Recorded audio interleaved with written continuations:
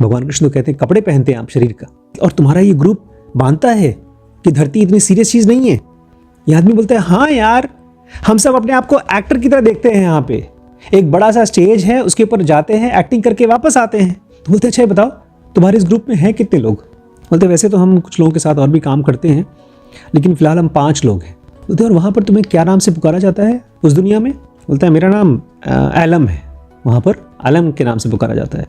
Doctor कहते हैं अच्छा ठीक है, अपने नज़दीकी दोस्तों के बारे में बताओ आलम। बोलते हैं हाँ, सबसे ज़्यादा उद्यमी, सबसे ज़्यादा शैतान तो है नारक्रॉस, वो सबसे फनी है। डॉक्टर माइकल बोलते हैं क्या वो तुम्हारे ग्रुप का लीडर है क्या, नारक्रॉस? नमस्कार दोस्तों, स्वागत है आपका इस सीरीज़ में जिसका नाम है जर्नी ऑफ सोल्स। हम इसमें हिप्नोटिज्म के ज़रिए डॉक्टर माइकल न्यूटन द्वारा अपने कई केस स्टडीज़ को पास में ले गए और ये देखने की कोशिश की कि 2 जन्मों के बीच में जब कोई आदमी रहता है तो कैसे रहता है।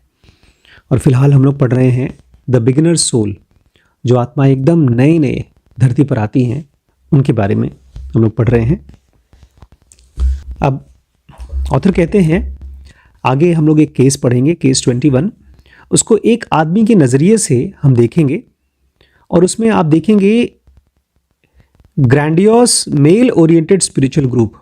एक ऐसा ग्रुप है जो मेल ओरिएंटेड है, आदमियों की जो बड़ी आदत है बहिर्मुखी होने का और अपने आप को दूसरों से सुपीरियर महसूस करने का, वो आप इस ग्रुप पे देखेंगे। देखिए मैं आपको बता रहा हूँ फिर से, ये बिगिनर सोल है। अपने आसपास में अगर किसी को देखें आप और वो बहुत ज़्यादा बोल रहा है, बहुत ज़्यादा शो ऑफ कर रहा है, बहुत घमंड दिखा रहा है, तो याद रखिए, याद कर लीजिएगा, समझ जाइएगा कि बिगिनर सोल है। ठीक है? मिलते तो है ही रोज़, दूसरों को हड़काने वाले, भौकाल दिखाने वाले। एक बीमारी है, हम लोगों के साइकेट्री में पढ़ते हैं, उसको बोलते हैं नार्सिसिज्म। जानते हैं क्या होता है नार्सिसिज्म? नार्सिसिज्म मतलब अपने आप को शीशे में देखना और बोलना वाह कितने सुंदर हो यार तुम डॉक्टर आशीष, तुम्हारे जैसा दुनिया में कोई नहीं। इसको हिंदी में बोलेंगे अपने मुंह मियाँ मिट्ठू होना। जहाँ कहीं जाएं बोले अरे यार इसकी शक्ल मेरे जैसी नहीं है, इसके पास मेरे जैसा पैसा नहीं है, इसके पास तो मेरे जैसी ताकत नहीं है, मैं ही दुनिया में सबसे महान हूँ। इसको बोलते हैं नार्सिसिज्म। बोलते हैं आपको ऐसे लोग दिखेंगे अभी इस केस स्टडी में। उस दुनिया में जो आदमी धरती पर रहता है वही आदमी शुरुआत के दिनों में वहाँ पर भी यही काम करता है। हर एक आदमी स्पिरिचुअल बातों में इंटरेस्टेड नहीं होता। आपका स्वभाव बाकियों से अलग क्यों है? क्यों आप स्पिरिचुअलिटी में इंटरेस्टेड हैं? क्यों आप अपना घर बार नौकरी चाकरी सब कुछ छोड़ करके आ गए हैं लखीमपुर के एक गांव में एक ऐसे गुरुजी के पास बैठ करके जो आपसे मेडिकल का काम करा रहा है और आपको शाम को बैठकर किताब पढ़ा रहा है? क्योंकि आप बिगिनर सोल नहीं हैं। क्यों आप दूसरों को शो ऑफ नहीं करते, क्यों नहीं हड़काते? क्योंकि आप बिगिनर सोल नहीं है। बिगिनर सोल में होता है नार्सिसिज्म। आप देखेंगे कि अगर लोगों का एक जैसा स्वभाव होता है इस टाइप का, तो सब साथ में काम करते हैं। और आप देखेंगे यहाँ पर इनका एक्स्ट्रा वैकेंट बिहेवियर होता है। अभी आजकल कुंभ चल रहा है, महाकुंभ चल रहा है, उसमें ढेर सारे लोग नहाने के लिए आ रहे हैं। अच्छा, उसी में से बहुत से ऐसे हैं जो खूब ग्रैंडियोसिटी के साथ आए हैं, हाथी के ऊपर बैठ कर आए हैं। कोई आदमी मतलब पूरी भीड़ के साथ आया है, राजा महाराजा की तरह बन करके वहाँ पर नहाने गया है। तो ये कुछ और नहीं है, ये एक्स्ट्रा वैगन्स है। वो लोग जो अपने आप को स्पिरिचुअलिटी के साथ अंदर में जाना चाहिए, अपने सेल्फ को ख़त्म करना चाहिए, वो स्पिरिचुअलिटी को भी यूज़ करते हैं दूसरों के ऊपर अपना दबदबा दिखाने के लिए, शो ऑफ करने के लिए। रमन महर्षि के साथ ऐसा नहीं था। अगर आप उनसे मिलने जाएं तो एक सिंपल आदमी की तरह वहाँ बैठे रहते थे, आपसे मिलते थे। उनके आसपास उनके नौकर चाकर नहीं होते थे, भिक्षु होते थे, साधु होते थे, और वो भी एकदम सिंपल। एक और बड़ी नई चीज़ मुझे पता चली, धरती पर जब हम लोग बातचीत करते हैं ना, तो हम लोगों को बात करना पड़ता है। मैं कुछ बोलूँगा तब आप सुनेंगे। लेकिन जब हम मर जाते हैं तो वहाँ पर ज़ुबान नहीं होती, इसलिए शब्द नहीं होते, और सारी बातचीत होती है टेलीपैथिकली, विचारों से। यहाँ पर भी थोड़ा बहुत होता है। अगर आप मुझे देखें और मैं नाराज़ हूँ तो खट से आप समझ जाएंगे कि मैं नाराज़ हूँ। और एक समझदार आदमी होगा तो रिस्पॉन्स भी सही कर लेगा, वो अपना शांत रहेगा, सोचेगा मैं ऐसी कोई बात ना करूँ कि उनकी गुस्सा बढ़ जाए। एक तरह से इंट्यूशन या टेलीपैथी यहाँ पर भी चलती है, लेकिन वहाँ तो पूरी तरह से ही टेलीपैथी चलती है, वहाँ बातचीत होती नहीं है। और चूंकि हर आदमी हर किसी के मन को जानता है, इसलिए लोग खूब मजाक उड़ाते हैं एक दूसरे का। मजाक खूब उड़ता है मरने के बाद आपके ग्रुप में। ये भी कह रहे हैं कि अगर आपने कोई धरती पर बहुत बड़ी गलती की और आप मरने के बाद वहाँ पहुँचे तो आपके दोस्त आपके ऊपर हंसेंगे। बोलते हैं कुछ लोगों को अजीब लगेगा, मरने के बाद लोगों को एक दूसरे के ऊपर हंसी आती है। तो लेकिन क्या है, ये है जो आदमी मैच्योर सोल्स फॉर्म में होते हैं वो एक दूसरे के ऊपर हंसते हैं। ईगो डिफेंस, अपने अहंकार को बचाना। दिखता है आपको, आपके आसपास में अगर कोई अहंकारी है और अपने शब्दों से अपने अहंकार को बचाने की कोशिश कर रहा है, दिखता है, दिखता तो होगा, लेकिन आपको गुस्सा नहीं आता उसको देखकर। कोई आदमी आपको आए और हड़काए, आप तो रोज पेशेंट्स के साथ काम करते हैं, आपके आसपास में कलीग्स हैं जो आपके साथ काम करते हैं और आपको हड़काते हैं, तो इतना भी काम नहीं आता, बेइज्जत करते हैं ना। दो जैसे काम करते तो जैसे अगर वो पता भी ना हो और तुम्हारे माध्यम से बात पहुंच भी जाए, वो काम बन भी जाए। तो इसको बोलते हैं ईगो डिफेंस। जब मैं आपको दबाने की कोशिश कर रहा हूं तो मैं अपने ईगो को बचाने की कोशिश कर रहा हूं। ईगो बड़ा खास बीमारी है, बहुत ही स्पेशल बीमारी है, इसलिए क्योंकि ईगो की ही वजह से हम धरती पे पैदा होते हैं। इसलिए अगर आपको अपना ईगो समझ में आ जाए, दूसरों का नहीं, अपना ईगो समझ में आ जाए, तो फिर आप यहां पर भी आराम से जिएंगे धरती पर और उस दुनिया में भी आराम से जिएंगे। और उसको कृष्णमूर्ति ऐसे लोग बड़े समझदारी से बोलते थे, शुड बी। ईगो का मतलब है शुड बी। क्या मतलब है? हाँ, इस आदमी को ऐसा होना चाहिए, इस समय ऐसा होना चाहिए। इस बार मैं जब गया जबलपुर तो एक मेरा छोटा सा स्पीच था और मैं बड़ा कॉन्फिडेंट चलो जनों का पढ़ाता हूँ, बच्चों को 4-5-6 साल से पढ़ा रहा हूँ, वहाँ पर भी स्पीच तो दे ही लूँगा। तो मैंने कोई तैयारी वारी नहीं की। फिर स्टेज पर सबसे पहले मुझे बुलाया गया और मैं जब खड़ा होकर बोलने लगा तो 300-400 बच्चे बैठे थे। और फिर मैंने रियलाइज़ किया कि आज तक मैंने ऐसी भीड़ को कभी एड्रेस किया ही नहीं। हम लोगों ने नागपुर में सेशन किया, मैंने बहुत से स्कूलों में सेशन किया है, लेकिन वो सारे के सारे सेशंस ज़ेनोगा सेशंस होते थे, चाहे टीचर्स हों चाहे बच्चे हों। एक बार तो करीब 8,000 लोग, पेरेंट्स और बच्चे बैठे हुए थे, पेरेंट्स बैठे हुए थे, लेकिन वो पूरा का पूरा सेशन केवल मेरा था, उसमें और कोई नहीं बोलने वाला था। और यहाँ पर एक सेशन था जिसमें एक यूनिवर्सिटी का 5वां साल का प्रोग्राम था और बच्चों को आपको कुछ मोटिवेशन देना था और इस जगह के बारे में कुछ बातें बतानी थी, एक तरह से जनरल मोटिवेशन। और मैं गया, जब मैंने बोलना शुरू किया तो बेचारे पब्लिक यहाँ वहाँ देख रही है, किसी का ध्यान नहीं है मेरी बात पर। तब मैंने अपनी बात, जो 10 मिनट का टाइम था, उसको कम करके 5 मिनट में चला आया। बल्कि अनिल भैया ने कहा आप कम बोले हैं, और बोलिए और बोलिए। तो मैंने और थोड़ा सा 2 मिनट बोल करके चला आया। मुझे लगा कि यार बहुत ही बेकार बोला मैंने, और सचमुच में मेरे हिसाब से बेकार था, क्योंकि बच्चे कोई एंगेज नहीं हुए। हमारे बाद एक एडिशनल एसपी साहब गए, उन्होंने तो समा बांध दिया भाई साहब ने, मोटिवेशन दिया कि आपको क्या क्या करना चाहिए, क्या नहीं करना चाहिए, और हर एक 2-3 सेंटेंस पे एक बॉलीवुड का गाना गा देते थे और बच्चे नाचने लगे, तालियों पे तालियां, मैडम हंस रही हैं, मैडम वीडियो बना रही हैं, सबके सब खुश हो रहे हैं। बल्कि उनके स्पीच के बाद में सब खड़े होकर तालियां बजा रहे थे। मैंने कहा देखो यार, ऐसा होना चाहिए स्पीच, इस टाइप के ग्रुप के लिए ऐसा स्पीच होना चाहिए। उसके बाद एक विधायक साहब आए थे, उनका स्पीच हुआ। फिर हमारे अनिल भैया का स्पीच था। सबसे बेकार स्पीच खाली एक ही आदमी का था, इसका, डॉक्टर आशीष शुक्ला का। मैं आके बैठा, लेकिन उस प्रोसेस के दौरान भी मेरे मन में ये नहीं चला, क्या शुड बी, मेरा स्पीच अच्छा होना चाहिए। भाई जैसा होना चाहिए वैसा नहीं हुआ, ठीक है, एक ज्ञान की तरह पता चल गया मुझे, लेकिन ये इमोशंस नहीं बने। अगर आपको ये मालूम पड़ जाए कि आपका ईगो डिफेंस क्या है, अगर ईगो डिफेंस होता तो मेरे मन में क्या चलता, बेकार था यार, आज के बाद आऊँगा ही नहीं मैं, ऐसे किसी संस्था में कभी जाऊँगा ही नहीं मैं, क्या फ़ायदा ऐसा आकर के। वो इंसाइट नहीं बनता। जब भी आपके साथ कोई ऐसी घटना हो जहां पर आपको दुख हो, आपकी बेइज्जती हो, आपको खराब लगे, उसमें से कुछ बहुत गहरा इंसाइट है, वो इंसाइट आपको खोजना है, निकालना है। क्योंकि आप कहां पहुंचे हैं, आप अपने मन की अंधेरी गुफा के अंदर घुस गए। आपके साथ एक घटना हुई और आप अंदर से डिस्टर्ब्ड हैं, और कृष्णमूर्ति बोलते हैं अगर आप डिस्टर्ब्ड हो तो एक बड़ा सा आग का गोला है, उसके अंदर घुसना है। वही पॉइंट है किस चीज का, ध्यान करने का। जिस समय आप सबसे ज्यादा डिस्टर्ब्ड हैं, उस डिस्टर्बेंस के बीचों बीच जाकर बैठना है और अपने आप से बोलना है जो हुआ है वही होना चाहिए था, this is as it should be, यही है।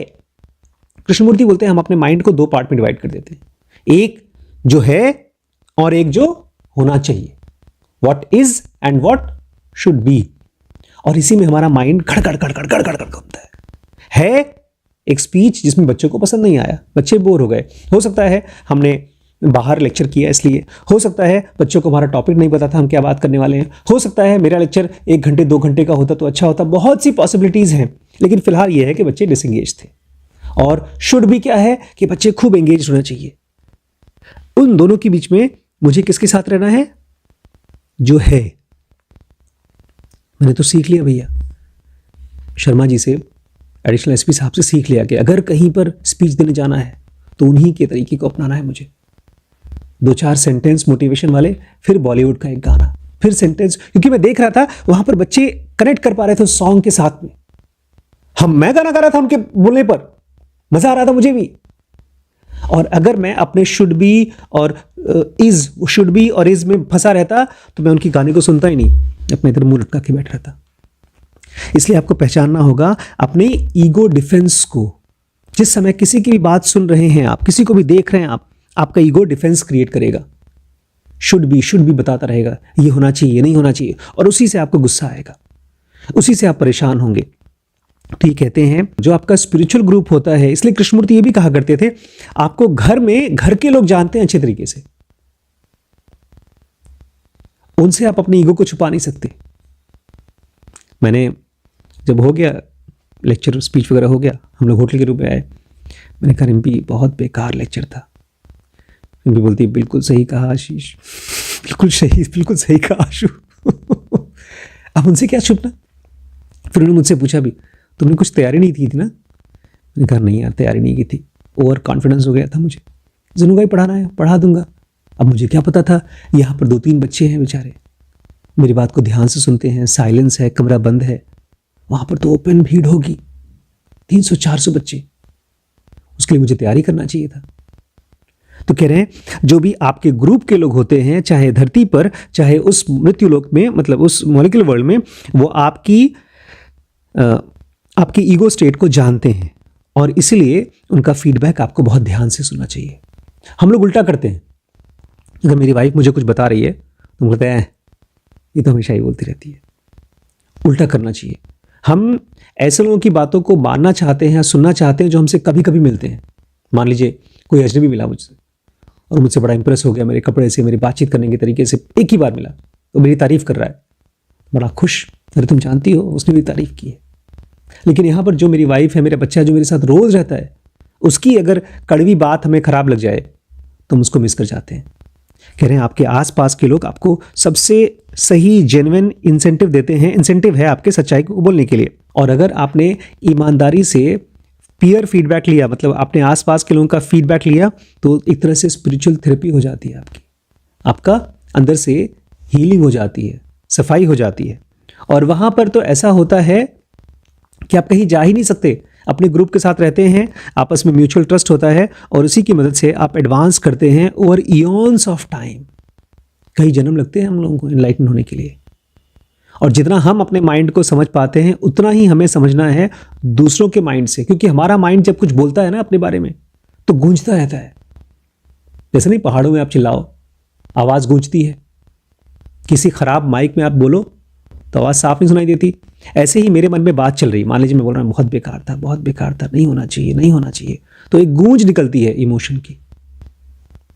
फिर वो इमोशन एक और थॉट देता है, यार ठीक किया ही नहीं मैंने, इसलिए आपको आवाज़ सुननी है किसी और की भी, अपने आसपास के लोगों की। दूसरी बात, लोगों को हर्ट भी होता है, मरने के बाद भी लोगों को हर्ट होता है, जैसे जिंदा होते हुए होता है, क्योंकि हम मरने के बाद भी माइंड ही हैं और उनको केयरिंग भी चाहिए, प्यार भी चाहिए। इसलिए जो ग्रुप्स में होते हैं वो एक दूसरे को हील कर पाते हैं, क्योर कर पाते हैं। क्यूरेटिव पावर स्पिरिचुअल ग्रुप की बहुत ज़्यादा होती है और उसे आदमी को एक्सेप्ट करना चाहिए। जो सोल मेंबर्स होते हैं, मतलब एक ग्रुप में जो लोग आत्माएं होती हैं, वो एक दूसरे को बहुत ईमानदारी से क्रिटिसिज्म देती हैं, उनकी कमियां बताती हैं और इसी तरह से वो आगे बढ़ती हैं कॉमन गोल की तरफ, क्योंकि सभी सोल्स का एक ही पर्पस है, आगे बढ़ना, एनलाइटन होना। बोलते हैं मैंने जो सबसे अच्छी अच्छी बातें अपने क्लाइंट्स को समझाई हैं वो उनके ग्रुप में से ही मुझे मिली है, उनके बारे में जब मैंने हिप्नोटाइज किया है। हमने पहले पढ़ा था किस तरह से ग्रुप में लोग होते हैं प्लस उनके गाइड होते हैं। हम सब मरने के बाद ग्रुप में रहते हैं और हमारे गाइड्स भी होते हैं, और जितना हमारी मदद हमारा गाइड करता है, गुरु करता है, उतनी ही मदद हमको मिलती है हमारे ग्रुप से।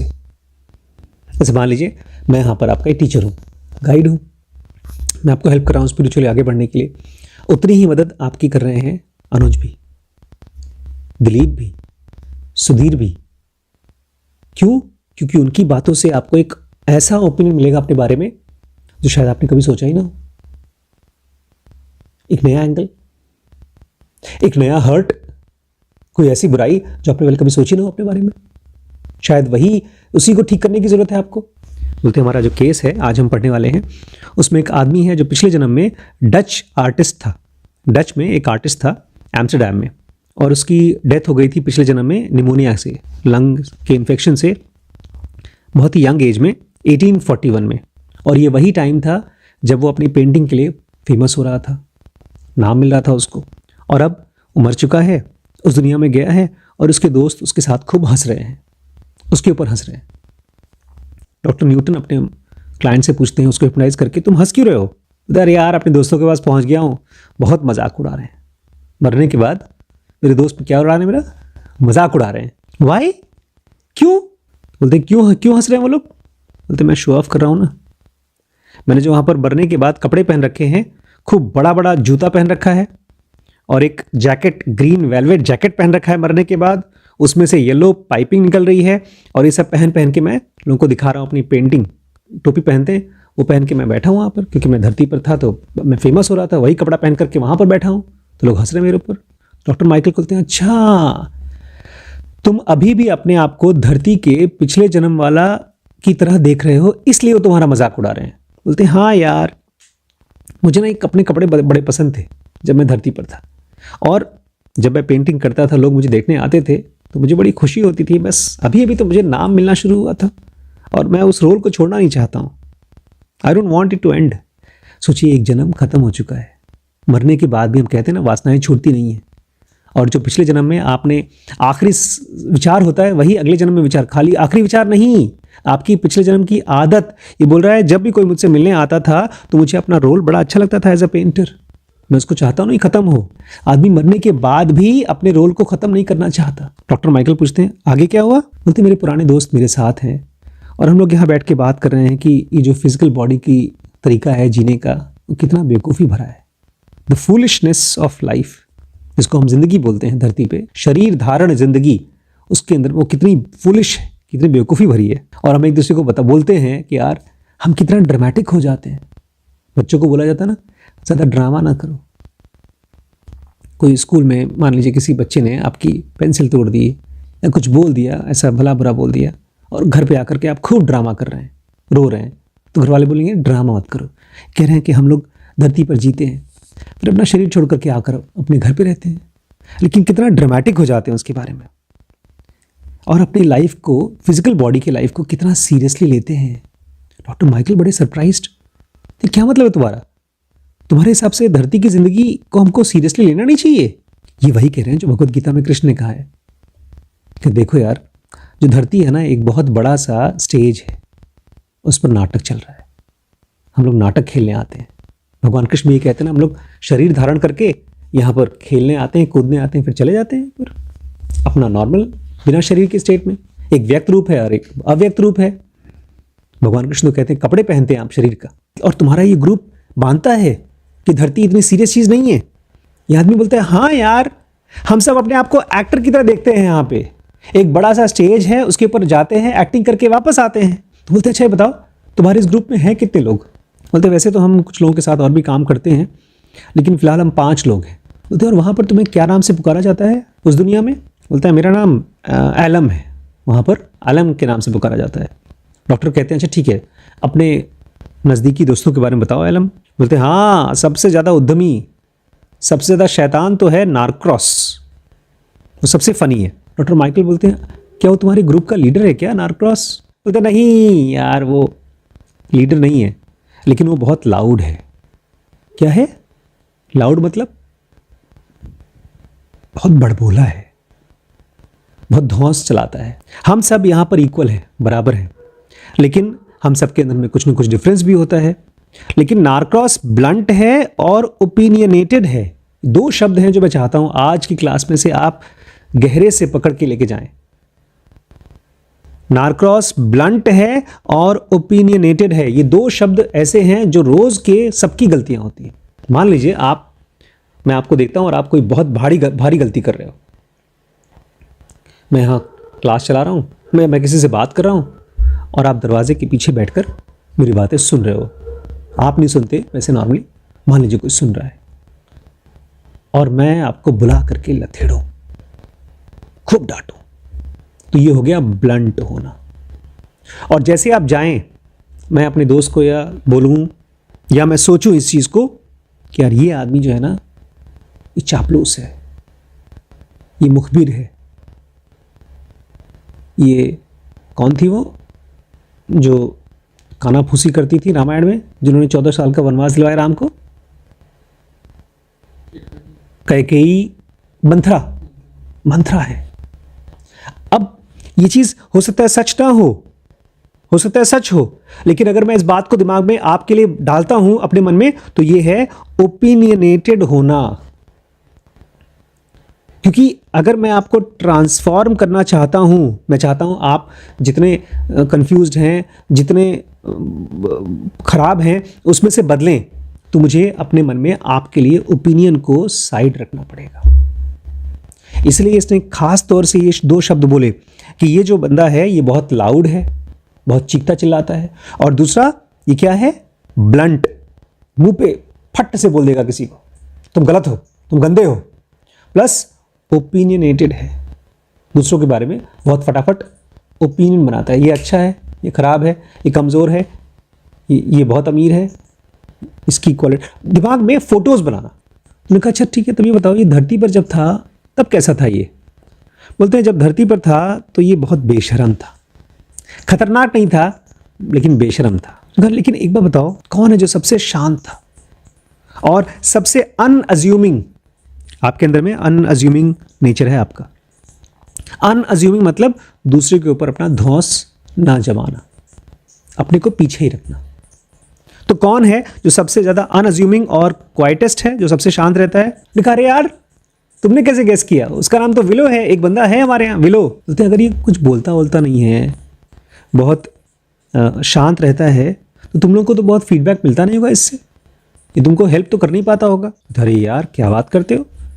विलो का आंख से अगर कुछ देखता, मतलब कोई चीज़ देख लेता है हमारे बारे में, तो एकदम ऐसी बात बताता है जो हमें से कोई सोचता ही नहीं है, सटीक बात बताता है, नई बात। Give me an example. Doctor कहते हैं एक काम करो, मुझे एग्जाम्पल दिखाओ कैसे वो देखता है, क्या बताता है। सुनिए, बड़ा अच्छा एग्जाम्पल है। बोलते हैं पिछले जन्म में जब मैं हॉलैंड में था, जब एक डच कपल था, एक आदमी औरत थे जिन्होंने मुझे अडॉप्ट किया था। मेरे माँ बाप मर गए थे, तो उसने मुझे अडॉप्ट किया था, मुझे गोद लिया था। और वहाँ पर बहुत खूबसूरत गार्डन था। और विलो ने कहा तुम्हें पता है, तुम्हें उनका डेट है तुम्हारे सर पे, उधारी है, शुक्रगुजार होना चाहिए, क्योंकि जो तुम पेंटिंग करते थे पिछले जन्म में, जो तुम बड़े फेमस हो रहे थे, उसी गार्डन की वजह से हुआ था। बोलते ठीक है, तुमने टैलेंट बनाया, बड़े फेमस हो गए, लेकिन कभी तुम्हें ख्याल आया कि उस बूढ़े कपल की वजह से तुम्हारे अंदर में आर्ट की कला आई है, उनके गार्डन की वजह से? बोलते ये एंगल कभी मेरे मन में आया ही नहीं। मुझे लगता था कि मैं खुद ही टैलेंटेड हूँ। तो बोलते हैं अच्छा विलो और भी कोई बात बताता है क्या इसके अलावा? चलो इसने बता दिया कि तुम अपने गार्डन से इंस्पायर्ड थे तभी तुम पेंटर बने। और कोई बात? एक और बात बोलता है वो कि तुम शराब बहुत पीते थे, तुम्हें शराब नहीं पीना चाहिए था और तुमको स्ट्रटिंग बहुत कम करना चाहिए था। स्ट्रटिंग बात जानते हैं क्या होता है? STRUTTING, स्ट्रटिंग। अकड़ बहुत थी तुम्हारे अंदर। जब भी तुम पेंटिंग करते थे और तुम्हारी पेंटिंग की कोई तारीफ करता था तो तुम्हारे अंदर में शराब की भावना, शराब पीने की और अकड़ दोनों बढ़ जाते थे। बोलते हैं अब तुम्हारी पेंटिंग दुनिया को छू रही थी लेकिन तुम अंदर से और ख़राब होते जा रहे थे। डॉक्टर बोलते हैं तो ये सब बातें जो तुम्हें बोलता था वो तुम्हें अच्छी लगती थी? हाँ यार, सच तो बोलता ही था वो। तो फिर तुम क्या बोले उसको? तो मैं उसको बोलता था चुप रहो, अपना काम करो, हम लोग यहाँ पर, अब शरीर हमारे पास है नहीं, जाओ जाओ मौज मस्ती करो, काहे को हमारे पीछे पड़े हो। बोलते हैं हाँ, मैं उसको इन कीपर बोलता था, मैं उसको होटल का मालिक बोलता था क्योंकि होटल में काम करता था जब वो धरती पर था। वो मुझे बोलता था तुम पेंटर थे, शराब पीते थे, तो मैं भी उसको बोलता था तुम तो होटल के मालिक थे, चुप रहो तुम, अपना नहीं बोल रहे हो तुम। इस तरह से लोग एक दूसरे के पिछले जन्म का मजाक उड़ाते थे। तो डॉक्टर पूछता है अच्छा इसका मतलब है तुम्हें लगता है कि विलो जो तुमको ज्ञान दे रहा था तुम्हारे बारे में वो गलत था क्या? बोलते नहीं वो अच्छा आदमी था, जब वो जिंदा था तो बहुत बार अपने होटल में घाटा करता था, लोगों से बिना पैसे के भी गरीब लोगों को अपने यहाँ रहने देता था, खाना खिलाता था, वो बहुत अच्छा आदमी था। उसके ज़िंदा रहने की वजह से दूसरों को बहुत फ़ायदा हुआ।